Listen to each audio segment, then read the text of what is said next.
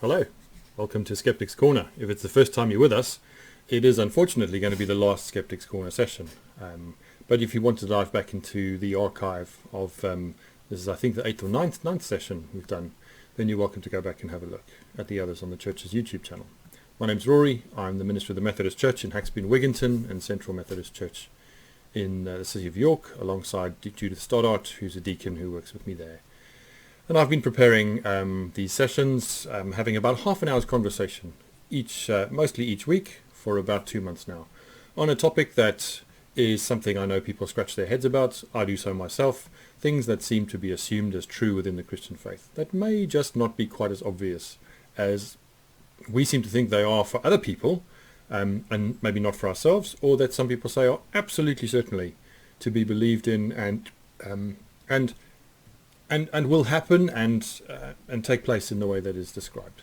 So we've looked at all kinds of questions about faith, about life, about God. And today, fittingly, as we finish up Skeptics Corner, I want to talk about the second coming, about the parousia, about final judgment, about end times, about some of the ideas that have been, through various times in the Christian church's life, strongly at the fore or put on the side when it comes to thinking about what the end looks like if we believe there was a beginning. So we are in some ways having a conversation about the nature of time, because for us time is linear, time proceeds. It's one of the great mysteries of the universe. We know that time is a thing, but it's hard for physicists and others to actually describe what it is. We've developed devices that can measure it in units that we've decided are fractions of a particular period, of a particular length of time, either a time it takes for the Earth to revolve around its axis, the time it takes for the Earth to revolve once in a year around the Sun. We've developed our own ideas of time, but we are fundamentally living in the midst of a mystery where there is something that's happened, something that's now, and things yet to come. So, the second coming. Judgment, final judgment. The separation of sheep from goats. Some of the stories we read in Scripture, some of the parables Jesus tells that seem to indicate that there will be this great reckoning at some point when God will appear again in the form of Jesus back into the world. And maybe, or maybe not, decide who the good people are and who the bad people are, maybe or maybe not appear at all, depending on how we read the Bible and what we expect from it, which is a topic that we covered early on in these sessions. So again, if you want to go back, because all these things link together in some way as we think about them. So my son, who is 6, said to me confidently a couple of days ago, infinity is the biggest number. And he's sort of right. But I wasn't going to have a long conversation with a 6-year-old, which would be utterly boring for him, about the fact that infinity is really a concept and not a number.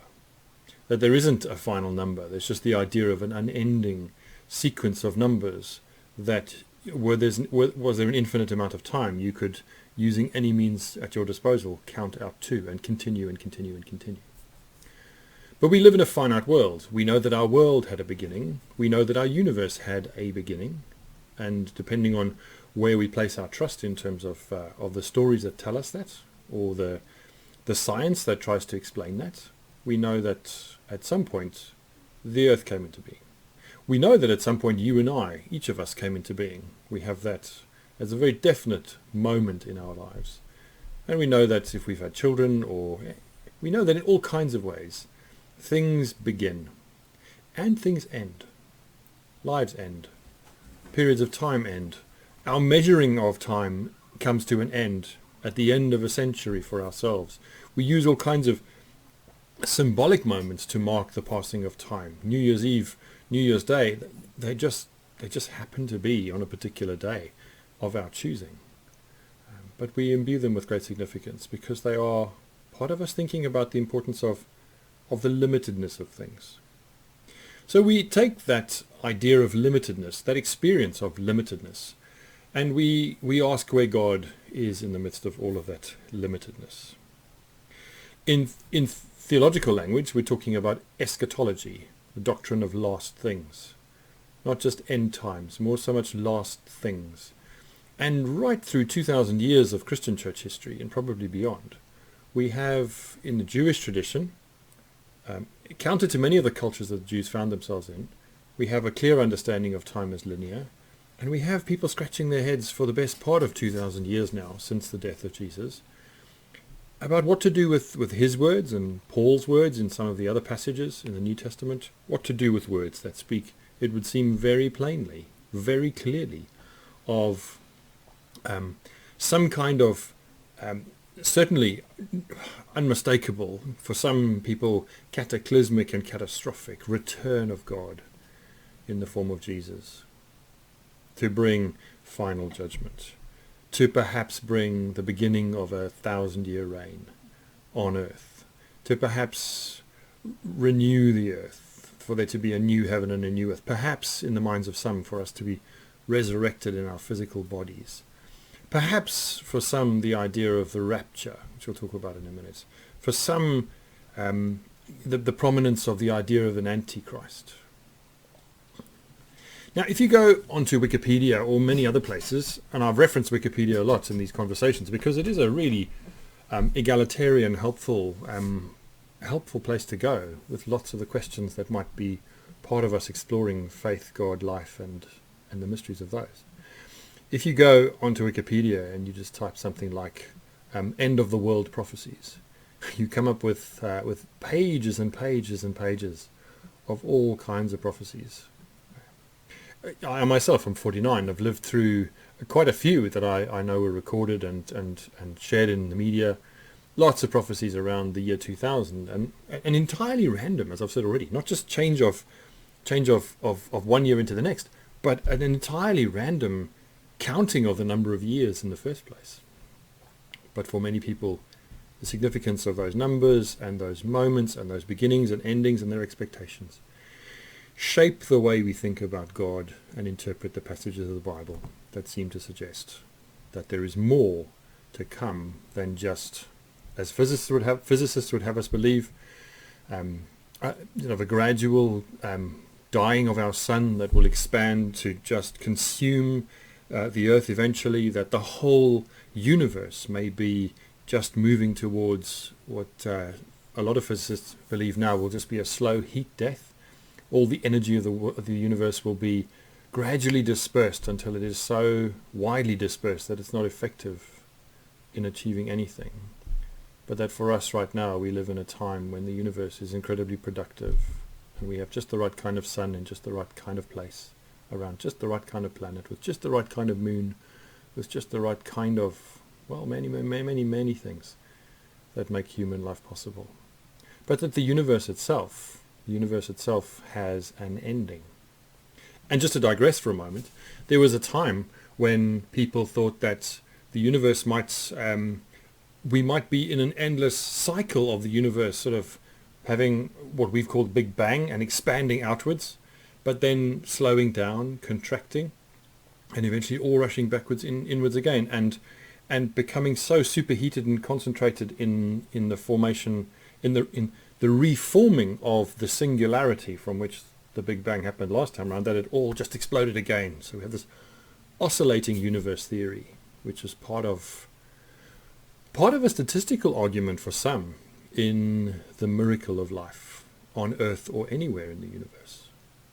Because they said, well, we don't know how many times this has happened, no matter how many billions of years there are in each cycle of the universe, of each universe, there are also endless billions of cycles of universes. So at some point, we've got to get lucky and planet Earth will appear. Of course, we now know that that's not true, because the idea of dark matter is part of understanding how the universe isn't just like a normal explosion, sort of exploding and then slowing down. It's actually accelerating outwards, which is not what happens in any other kind of explosion.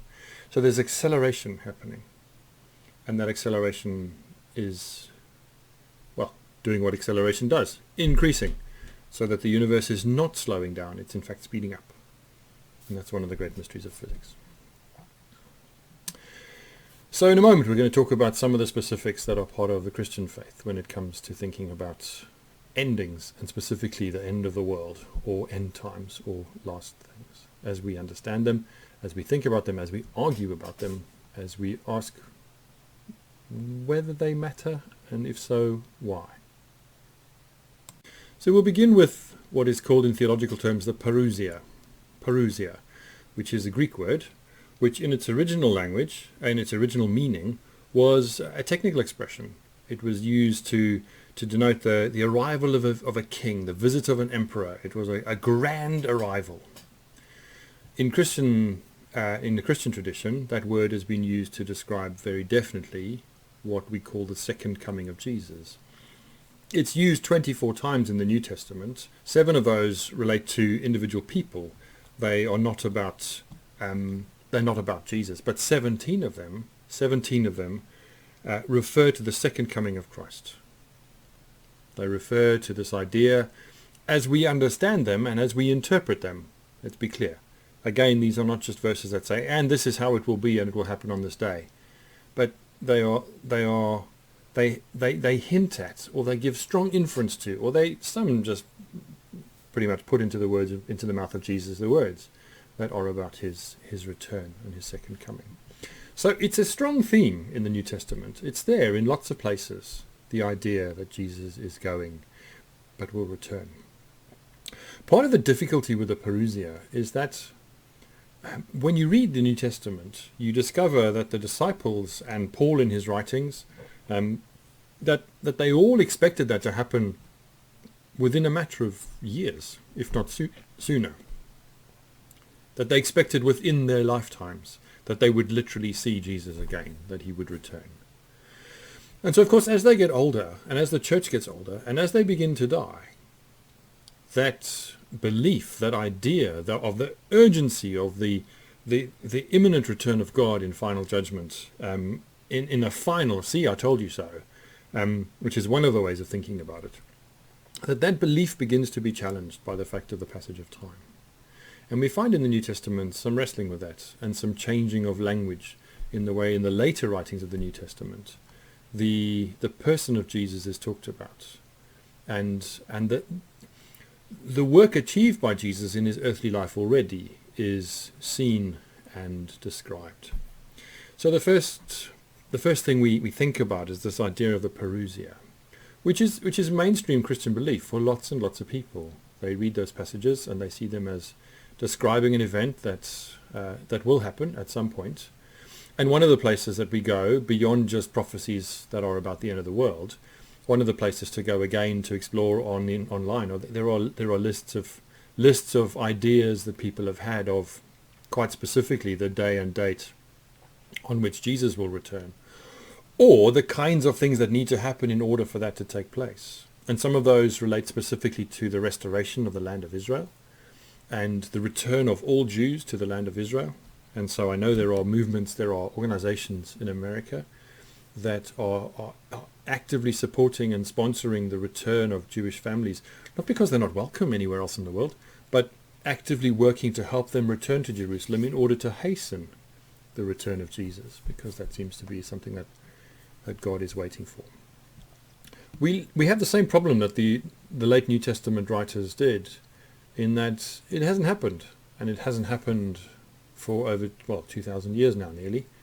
And so there are quite a lot of voices within the church, within sort of the community of scholars who do theology around the New Testament and around this particular idea. There is a lot of conversation about whether this idea has validity or not, whether it can be trusted, whether, and I'll come back to this later on, but whether actually Jesus has already achieved the end goal, and that there is no need for a spectacular return in some form.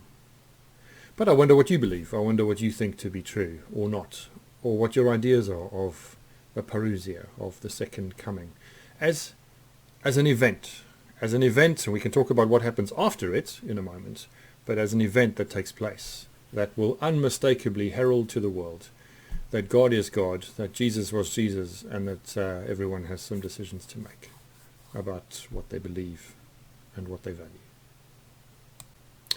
Much of the rest of our thinking about the idea of the second coming is really centered in the book of Revelation, which is the very last book in the New Testament, and is very problematic to read.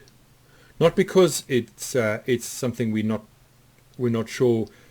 Well, we aren't sure what to do with it. We don't know how to read it.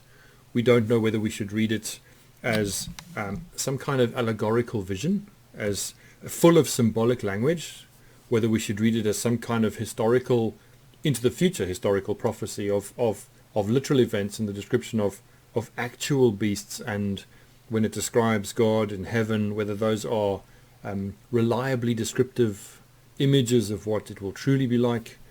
It's a problematic passage. It's a problematic book. And in the other series that I'm doing on the Bible, what's the Bible and what's inside, I have 2 sessions left to record, and the last of those sessions is on the book of Revelation, which are going to be about half an hour, a kind of whistle-stop tour through some of our ideas about what to do with that. But the images in Revelation are striking, and a lot of them are found in Revelation chapter 20, towards the end. We have ideas that are put before us in the book of Revelation, which are very much about end times and what will happen. For some, there is this very clear idea of what we call the rapture. Now, most people's understanding of what the rapture means, whether they believe it or not, is that there will be a great judgment of God on the earth, that there will be enormous suffering for the sins of humankind, but that before that there will be this moment when, in an instant, those who are righteous, those who are deemed holy, those who have given their lives to Jesus, those who have fulfilled whatever requirements each individual or individual church proclaims as necessary, they will essentially be whisked away from the earth so that they do not experience the great tribulation and the great suffering, which in the minds of some is visited upon the earth by the Antichrist. And again, this language is sort of a shadowy, murky figure that arises in the end days to both challenge God's legitimacy, but also to bring great suffering upon the earth. But one of the things that's quite clear in ideas about the rapture is that when it happens, what's left will be unpleasant. And that those who were uncertain of God before, or who chose to live their own hedonistic ways, that they will most certainly know that God is God, and that they're paying the price for their choices. Quite a lot of these images are very punishing, and we've already spent some time in one of these sessions thinking about the nature of heaven and hell, the idea of God as punisher, and what we do with that kind of language, what we do with that kind of image, and whether it is helpful or not for us when it comes to thinking about a God who is love, and a God who is compassion, and a God who is justice, just as much as any of those things. How does God deal with us in our sinfulness, in our brokenness, in our desire and ability and clumsiness when it comes to hurting other people, hurting ourselves, hurting God, who has a loving stake in all of our lives? The tribulation, the time after the rapture, when there will be this great suffering. And then there is an image of Jesus returning triumphant, and Jesus establishing a kingdom on earth over which he will rule for 1,000 years. Millenarianism, it's called, and anti-millenarianism, and amillenarianism, and if you can say all of those in a hurry 3 times, I think you get some jelly beans or something. But again, I'm not mocking the idea in the slightest, but this idea extracted from a couple of verses here and there that seems to suggest that upon the return of Jesus there will be this great time in which the earth is filled with the glory of God, and all things are under the throne of Jesus, and everyone will know that to be true. A problematic idea.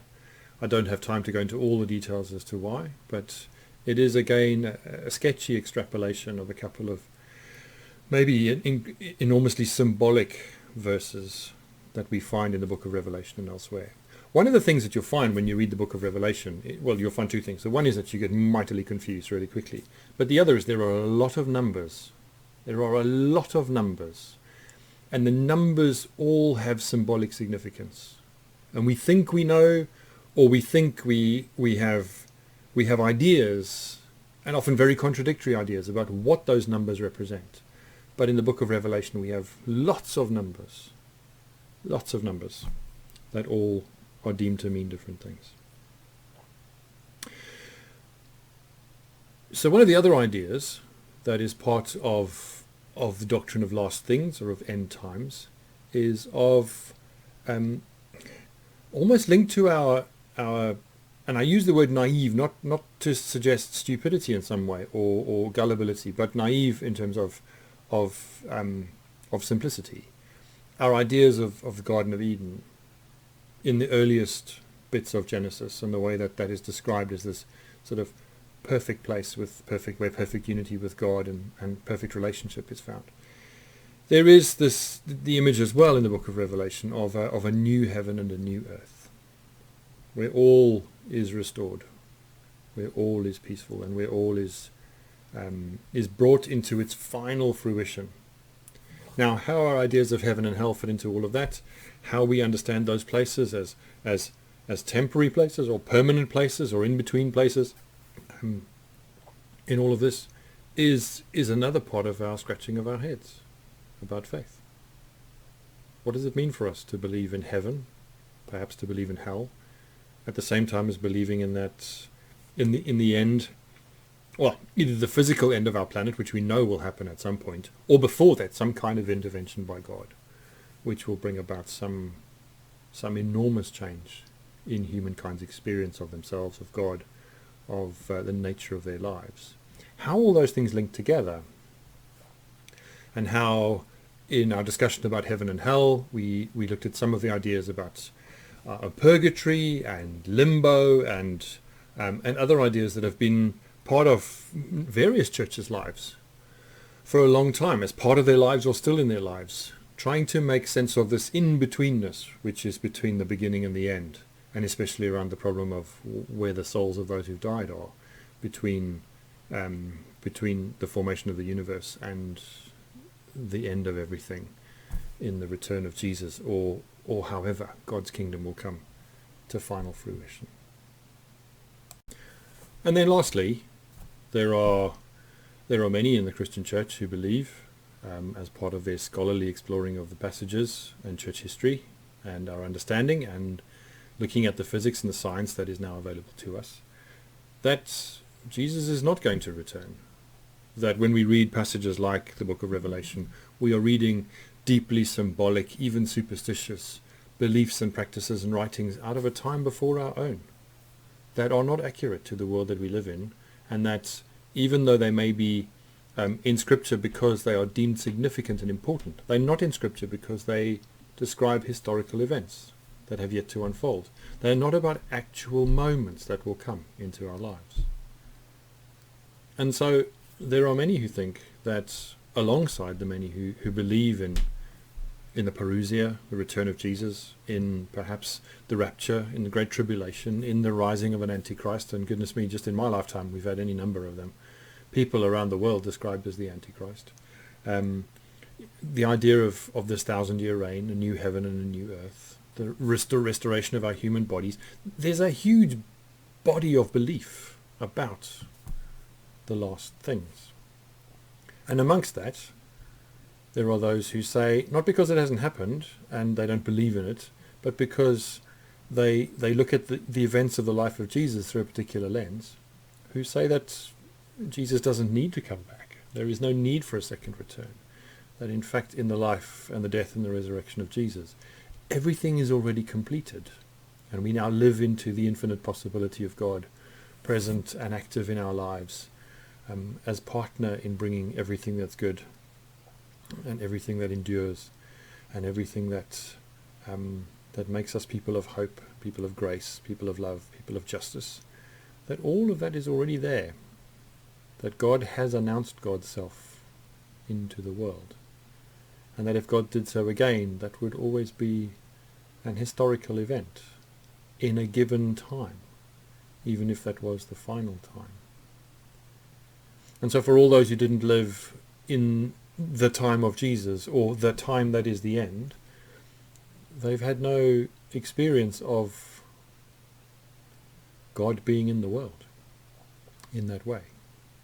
And that's the vast majority's experience. And why should that be insufficient? So, for all kinds of reasons, there are people who believe that Jesus is on his way back tomorrow, or maybe next week, or maybe in 100 years, or we don't really know, but get ready. There are people who believe that that's not what Scripture is telling us at all, or if it is, that we can lay that aside, because that's not the measure of the accuracy of Scripture, or the wisdom or the gift of Scripture. There are those who believe in all the things I've talked about: literal second coming, 1,000-year reign, great tribulation, the miraculous whisking away of all those who are righteous and holy, the arising of an antichrist, a new heaven and a new earth. I think I've said them all enough times now. You get the idea. And like I said, there are many references in the New Testament that seem to point in that direction. But how we interpret those and how we unpack those into details and specifics is something to do incredibly carefully. And how we hold the whole of the book of Revelation is something to do incredibly carefully. And like before, at the end of this video, there'll be a series of articles, if you'd like to go and have a look at, that just present different points of view on this idea. None of them necessarily views that I endorse or would say are my favorites, but I think it's important to give you other reading material that has a chance to say, from a particular stance, a particular place, this is our understanding of what these things mean and how they will come about. As I said before, and as I say at the end of this last session of Sceptics Corner, all of the things we've talked about link to each other. None of them really exist in isolation. And so there is this building and cascading of beliefs and thoughts and ideas into each other, so that all of us, as we do theology, because whether you're conscious of it or not, you're doing it, as we construct for ourselves and for those who we share that with, an idea of what it means to be human, what it means to believe in God, who God is, how we came to be here, what we do with the Bible, how we understand not just heaven and hell, but the idea of an afterlife, what that tells us about the nature of God, what we understand about gender and sexuality, and so many other things that we've talked about over the weeks. They all link to each other. And the point of the series hasn't been to in a kind of luxurious and sort of playful way just pluck out little ideas and explore them in isolation, but to, I hope, for those of you who've been part of all of it, and to all of you, because that's still available to you if you haven't, to perhaps see how the threads are drawn through in the ideas that you have, or the ideas that others have that have been presented to you as fact, or as fiction, or as truth, or as fable, or as whatever form they've come to be constructed in. It's been a lot of fun recording these, and I hope it's been fun listening to them, and it's been fun for those who've taken part in the conversation sessions. It's been good to have those conversations. They've been important conversations, and we've all learned things and we've all grown because of them, and so thank you for those. I don't know what's going to happen in the end. I expect that one day I'm going to die, and that will happen before Jesus returns. I'm not sure that I do believe in the physical return of Jesus, because I look to the life of Jesus and the things he said and did, and the fact of the cross, and the way that God, I believe, entrusts God's kingdom to you and I, into our hands and our powers and our limitations. I believe that to be a far more worthwhile thing to spend my time thinking about, at least, than what is in the end vastly speculative when it comes to asking what happens tomorrow, or the next day, or the next day, or at some great moment when a meteor arrives out of the heavens, or God appears out of the heavens, or suddenly some of us are here and some of us are gone, and all the ideas that are part of this theme. So happy thinking, happy reflecting, happy head scratching, and as before, if you'd like to join in the conversation this coming Thursday evening, there'll be a link at the end of this. If you're not part of the church's mailing list, then you won't have those links, but the link will be there if you are. And if you're not, get in touch with me, and I'll make sure that you're welcome to join us for about an hour and a quarter's conversation at 7:30 this coming Thursday evening. Happy thinking, and bless you in all your questions. The whole point of this series has been to put questions at the center of of all of our growing and all of our becoming. And I hope that you feel affirmed in that, if that's who you are, or that you feel challenged in that, if you've had very clear ideas that have become a little more wobbly. But whoever you are and whatever's brought you here, thank you for watching, thank you for listening, and keep up the good work of growing up and using your mind and trying to make sure that things fit together as best they can. Cheers.